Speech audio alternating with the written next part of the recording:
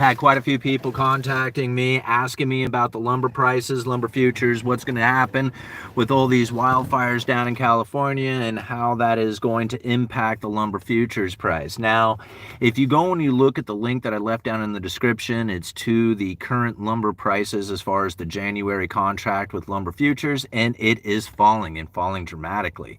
We are now somewhere around $530 per thousand, and the contract closes tomorrow. So whatever happens today is probably going to be the price that is going to be paid on the January futures contract, and it is incredibly low, much lower than what anybody would have anticipated, considering not even considering the fires in California yet, but just considering like some of the economic environment that we are experiencing, or the threat of what we could experience going into the future, especially with the idea of tariffs and, issues with the, importation of lumber from Canada or European lumber. Anyway, this idea seems to be running rampant through the industry that it's going to create some sort of major price swing to the upside.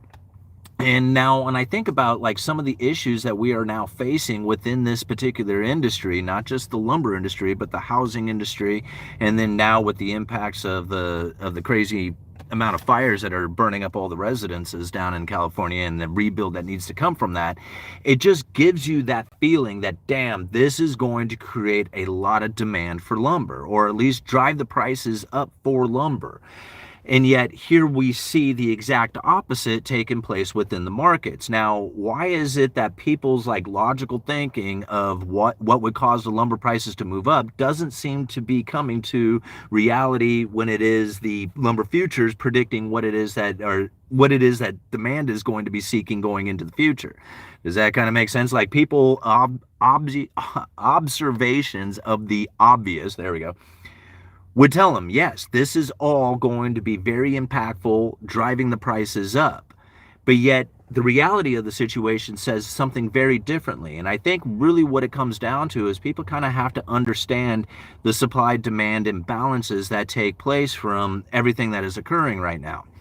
So immediately, let's just talk about the obvious one, the most impactful one that's taking place right now, and the wildfires and everything that's burning up down in California, and how this is going to create demand for lumber. Now, the initial impact of the devastation is actually going to cause lumber prices, or at least the demand for lumber, to fall.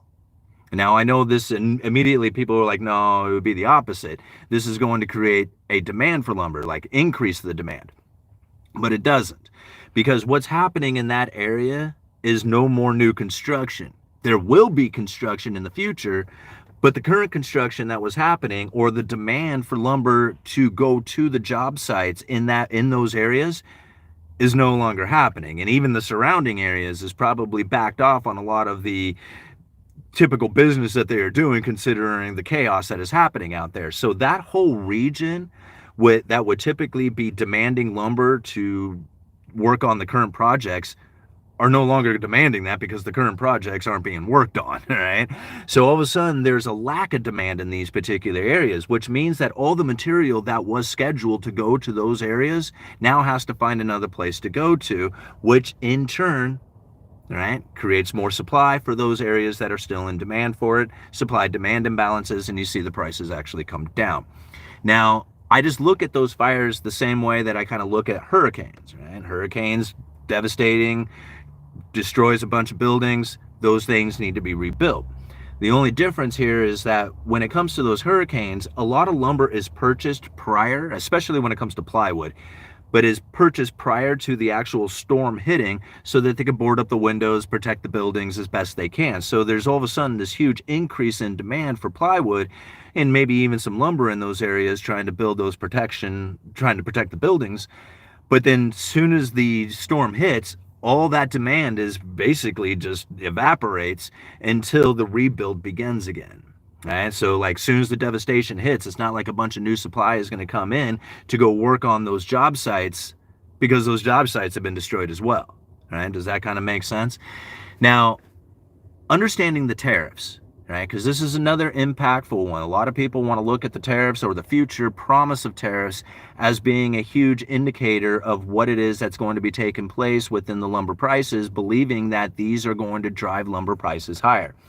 And although there probably will be some pretty good impact to the lumber futures when it comes to these tariffs, it's most likely not going to affect the lumber futures in the way that a lot of people are anticipating. Like they think, okay, these 20% tariffs, there's going to be like a 20% rise at least in lumber. No, that's not the way it's going to go down. And we've had tariffs on lumber in the past. It's been happening many times throughout the decades. Nobody cared before. It didn't reflect into major price swings. People want to think it does, right? Because the idea of it seems very logical that if you hit the Canada with all these tariffs, then you're going to have a bunch of expensive lumber coming into the United States that would drive up the prices. But we have to also understand that 20% of the softwoods that are consumed here in the United States comes from Canada. Just 20% of it. Now, that's a lot. But then when we're taking 20% of it and then we add another 20% to the price of that, it's not like we're talking about the entire lumber industry.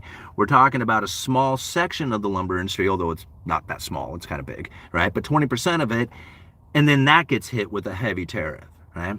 So once that is absorbed into the rest of the lumber market, it's really not that impactful, right? We have experienced this in the past.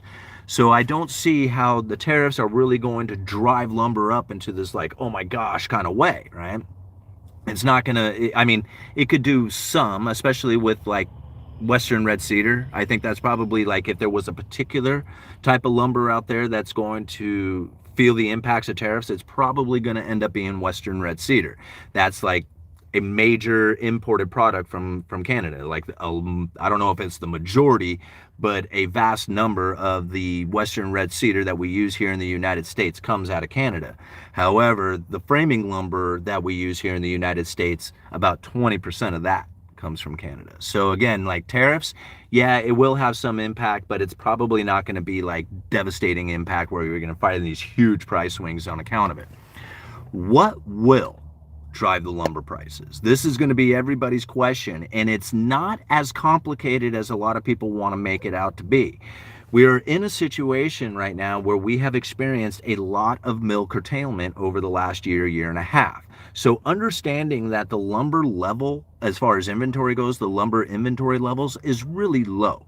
Right? It's not like we have this huge supply of lumber out there just sitting waiting to be sold. Now, granted, lumber mills are operating. Lumber does transfer through the nation, right? It's not like there's nothing being produced, right? There is lumber being produced, but you have to think they're only producing, or they're most likely going to produce what is selling. Now, if you're familiar with the construction industry, this will make a lot of sense. Those of you who are not familiar with, framing or building a home, 2x4s, 2x6s, those are the most common size lumber for pretty much every residence in the entire nation. 2x4 interior studs, 2x6 exterior walls, studs, plate stock, in those configurations, that's the most popular stuff out there. That's what's mostly being produced by the mills out there. Then it comes to the secondary stuff that is not as much in demand. 2x8, 2x10, 2x12, those longer lengths. So this stuff is coming up in short supply, and we're finding that even the premium grades, because we try to carry a higher grade at the yard that I work at, we try to carry a better grade than what the other yards have, so we have a better material to sell. That's coming difficult to find, right? You can find the number twos, but to find the premium standing in better stuff it's starting to get it's becoming a little bit more difficult. So again, it's showing signs that the lumber industry is not very abundant. Like, it's not, as far as the material available out there, it's not vastly abundant. It is very limited out there, and again, the mills are producing what is selling. So now this is what's going to drive the lumber prices higher, because it's not going to be tariffs, right? I mean, it could do a little bit. It's not these devastating fires or hurricanes that does it, because we've experienced this in the past, and it doesn't drive the prices up on lumber, at least not dramatically. What's going to do it is a demand for lumber that is going to outpace the supply. That's what's going to do it. Now, in order to have a demand for lumber that outpaces the supply, we need to see the builders encouraged to build. And this is not something that we are finding within the economic environment. With the elevated mortgage rates, that makes the buyer traffic very limited. And if the builders do not see a lot of buyer traffic, then they're probably not going to be very encouraged to go out there and start building. The more buyer traffic, the more encouraged they are to go out there and build. So when you look at like the buyer or the home builder sentiment on buyer traffic, it is really low, like really, really low.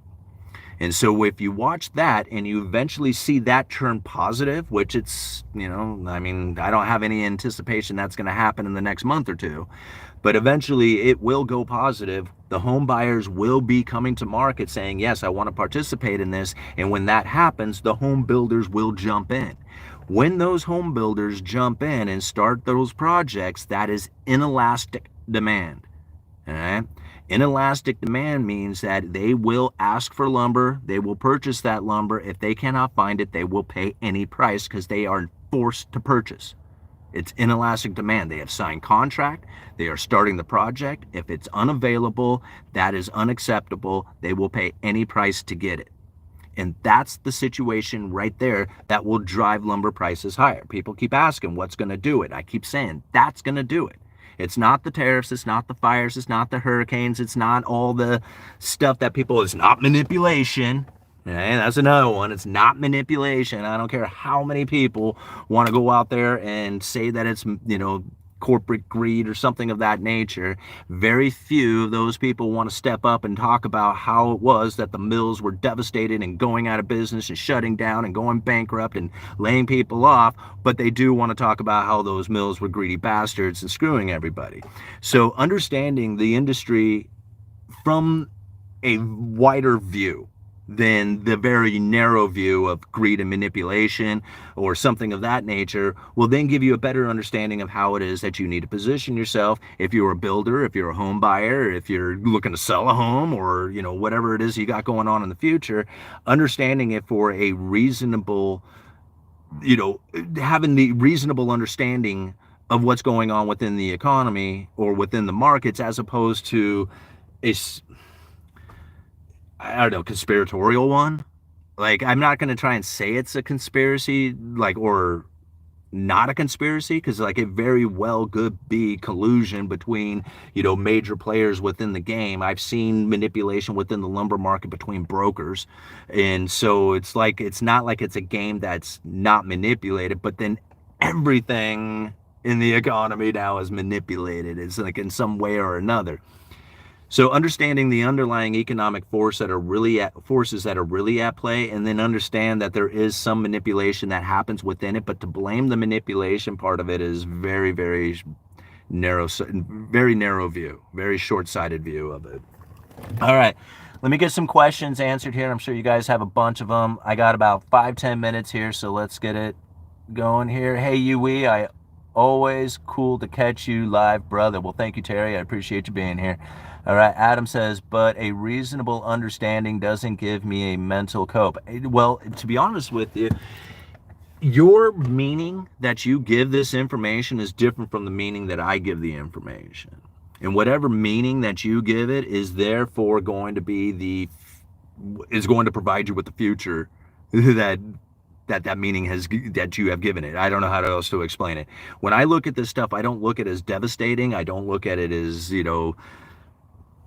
exhilarating. I don't find it to, I don't even know how to describe it. What I look at it as an is. How is it that this information is going to impact my life? What is it that I need to do in order to position myself in accordance to that?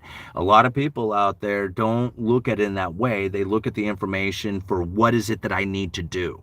That's the kind of the question. And I think that's reasonable in the idea that people say, well, you use this information to position yourself. What do I do with this information? And I think that's probably a little outside of what it is that you're really needing to do. What it is you internalize the information. You understand what it is that's happening out there. You can communicate it. If you can state it, then you have internalized it. By having internalized it, subconsciously, you will be making the appropriate decisions.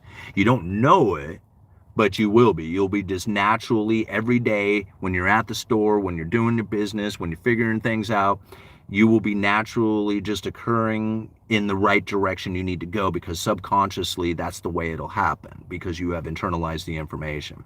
It's not going to, like, the ego wants us, the ego wants like an answer. Tell me, 1, 2, 3, right?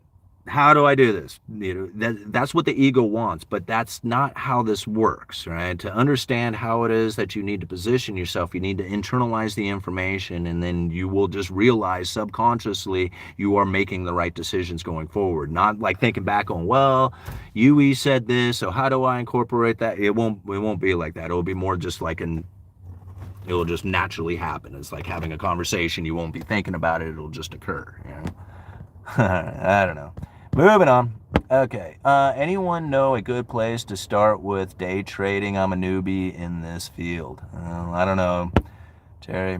There's plenty of people out there who probably give you some good advice on that. I'm not one of them. All right. Half of California and maybe 2,000 houses. Yeah, like that's not a lot, right? When you think about the entire country. Right, 2,000 houses is a lot. I mean, that's a lot of houses, a lot of people being displaced. That's a lot of, like, all of a sudden people finding themselves homeless. That's a big deal. It's a very big deal. But in the grand scheme of things, it's not like it's an insane amount of homes, right? All right, news sensationalized it. Is Simon a lumber grader? No, I'm not a lumber grader. I work at a lumber yard. I do retail sales. I've been doing this my entire life. I live in the Pacific Northwest, in the middle of timber country. I know mill operators. I know loggers. I know truck drivers. I know distribution hubs. I know other retailers. I know builders. I know every corner of the market. Like, of this lumber market, there is really no corner that I can't see, right? And so, as a lot of other people out there, especially those who are higher up in the lumber industries, like, the big time brokers, the mill owners, stuff like that, those guys don't even see it the way I see it. Like, can't. Like, they literally can't see it, because they don't know the phone calls that I'm taking. They don't know the conversations that I'm having with the customers. They could ask. They can go and look at data. They could probably go in and, investigate and learn some of that stuff, but they do not have that information in real time like I do. Most of the time, just about every single person out there who is a so-called expert is waiting for us to do our job so that they could look at the data. We live it in real time. If we can recognize it in real time, we have the information before anybody else does. And that's what I think is unique about a lot of us who are understanding macroeconomics to the level that we are, is that we have information before those guys have the information, because we're living it in real time. Most of us just don't recognize it. Most of us are not, in the working class, position, haven't taken the time to study economics to the level of, I'm not saying that I have, but to the level that I have here, but really it was this channel that did it. I mean, I was trying to come up with videos, so I'm studying and researching constantly. But the more I did that, the more I realized this, that we as working class individuals have an advantage over just about everybody out there, including those big time day traders and stockbrokers and everybody else out there, because they are literally waiting to see the information that we live in real time. And if you can recognize that, you have an advantage over them. Simon is a magic 8-ball of lumber. Yeah, thank you. I don't mean to brag it up or anything like that. It just happens to be the position that I am in and the hobby that I have taken on. Like, studying macroeconomics literally was a hobby, right? It was a hobby that got out of control. And I don't even know if it got out of control. It blew up when I went on YouTube and started talking this stuff. And it took a long time, right? It took me years before the channel got really popular. But when it did, people started recognizing. I was like, damn, this guy is coming up with information way ahead of everybody else when it comes to the lumber industry. And again, it's not because I'm super smart or anything like that. I mean, thank you for those who think I am. I mean, I appreciate it, but I don't feel that it's because I'm super smart. It's because of the position that I happen to be in. I happen to live in the right spot. I have the right job. I know the right people. That's it. That's the only difference. If my vendors had a YouTube channel, they could probably have the information out before I did.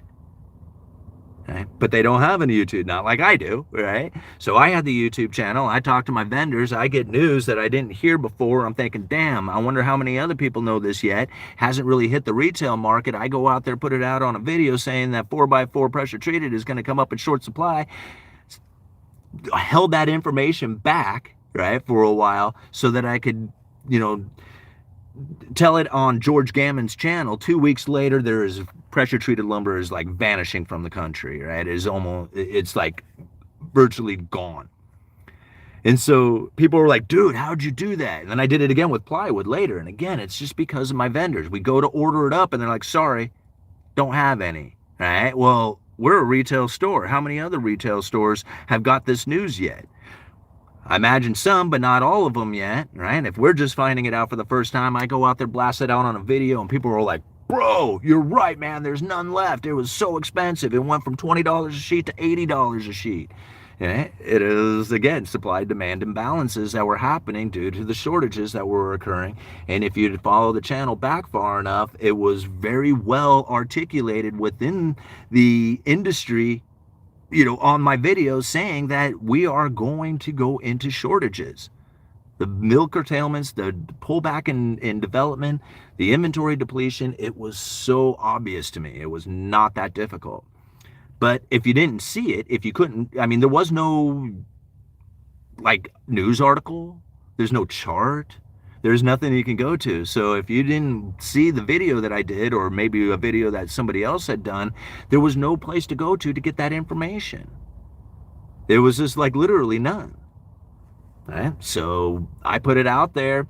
People were like, holy crap, man, that was really, really helpful, useful, great information. How come nobody else is talking about it? It's because there's really nobody else who really knows yet, or has a YouTube channel or a way of putting out the information. They could go and tell their buddies about it, but then how does that get around? So that's literally how this ends up working out. And that's why I keep telling people, use your job to your advantage. You have information way ahead of everybody else. All right, not your problem. Thank you for the $1.99. So sunny in Astoria. Will LA fire affect prices? Now, I've already kind of covered that one. Not your problem. It will affect prices some, but it's not in the dramatic fashion that people are going to think it is. You can already see the lumber futures dropping from, what was it, just under $550 per thousand. I think it's at $530 now, $530 per thousand. Anything under $550, anything under $500 per thousand, these mills are they pull way back on production. We have the contract closing tomorrow. January contract closes tomorrow, and it's at a level that the mills are not profitable, not significantly profitable at. I would imagine some mills are, but at $550 per thousand or under that, mills are pulling back on development, and this is what we're going to end up finding going into this. All right, what time is it? Guys, I got to go. It's noon. I'm done with my lunch. Got to go back to work. Construction has slowed down due to lumber and labor prices. It will stop at a point when people can't afford it anymore. It's due to lumber. It's not due to lumber. I don't know why people keep blaming lumber prices. The lumber prices are not up, right? Building supplies are. Lumber is not. Right? Windows, doors, siding, all the other stuff that goes into building a house, that stuff is still elevated. Lumber is at 2018 prices. It is not up, right? It's literally 7-year-old prices here. But people want to, I read it in the newspaper. I see it out there on the other, on the article, whatever, the interviews, the articles, everything that's talking about the price of construction being elevated, they blame lumber, and I don't get it. It was just do you guys not look at history? It's just the lumber is not expensive comparatively to where we've been over the last 10 years. Has it been cheaper in the past? Absolutely. But, all right, guys, I got to go. Uneducated Economist, you let me know.